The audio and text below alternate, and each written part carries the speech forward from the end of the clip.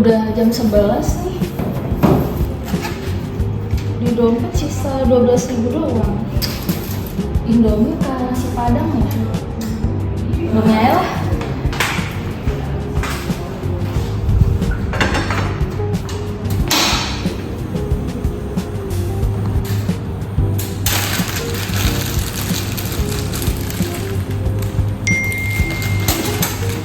Nah, kalian pernah gak sih, kalian gak sendiri kayak gitu notif kurang gizi? Kenapa anak kos itu rata-rata kalau pilihannya nggak makan Indomie, nasi padang, atau enggak kalau kita lagi rajin jalan ke sisa warteg paling. Itu kenapa ya? Oh iya, kalian pernah kepikiran juga nggak sih kenapa anak kos itu identik gizi seadanya? Apa emang makan murah itu gizinya rendah?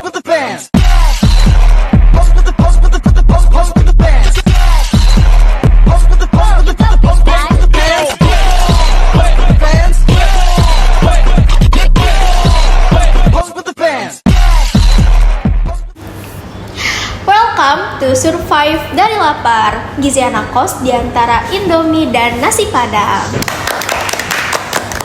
Halo semua, kenalin aku Reva. Aku Ayu. Dan kita sudah ada 2 narasumber. Kenalin, nama aku Salwa. Hai, aku Inaya. Dan podcast ini buat lo semua yang masih berjuang ngatur perut, isi otak, dan isi dompet. Kakak pernah mikir gak sih gizi yang kita makan tuh cukup gak ya? Makan apa hari ini kak?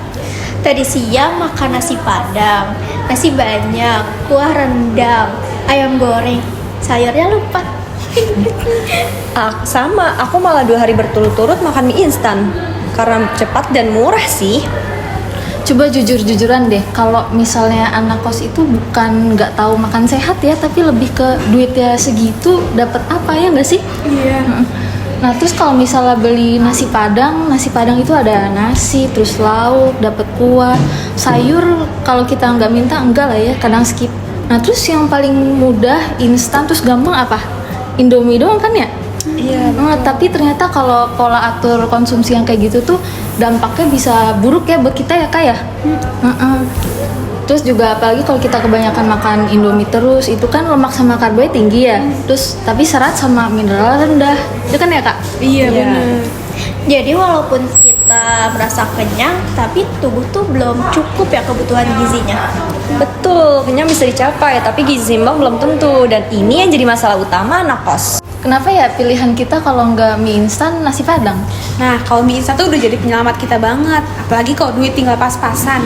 Di kosan gak ada dapur, kita udah capek, udah mager memasak, dan perut perlu keisi. Ya udah kita tinggal masak mie instan aja. Kalau nasi padang, lauknya banyak, rasanya enak, nendang banget kan, dan bisa nambah juga.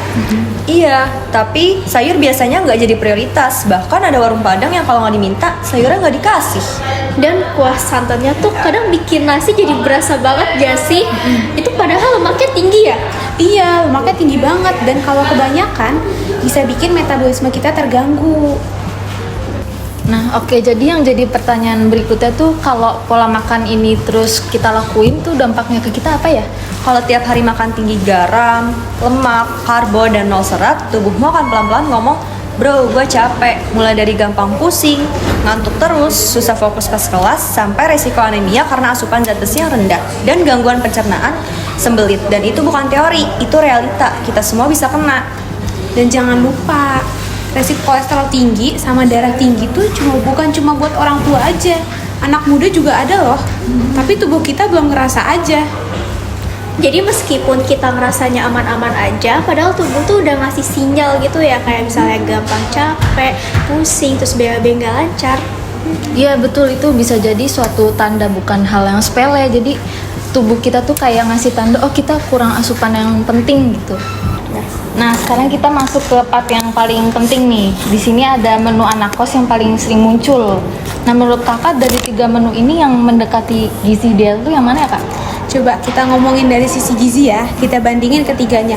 Yang pertama itu ada mie instan, 2 bungkus aja itu udah 850 kalori. Proteinnya nggak ada, seratnya nggak ada, zat besinya juga nggak ada, tapi natriumnya tinggi. Yang kedua ada nasi padang, pakai lauk ayam, sayurannya sedikit, dan pakai kuah santan. Dan kuahnya itu tinggi lemak dan lemak jenuh yang bikin gak sehat banget. Dan yang terakhir ada nasi, telur, dan tumis kangkung.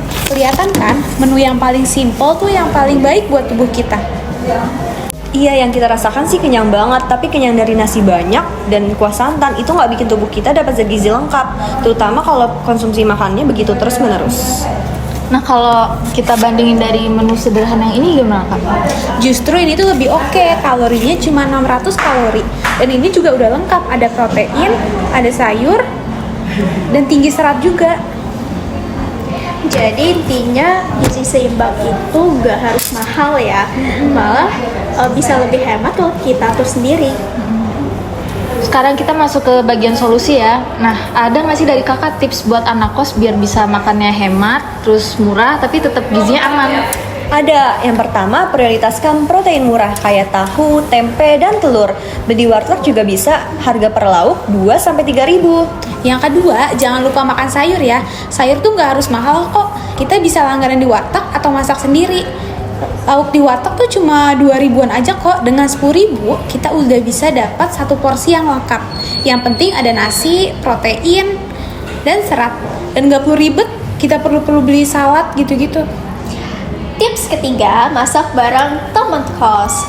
Patungan belanja seminggu dan gantian masak bisa jauh lebih hemat.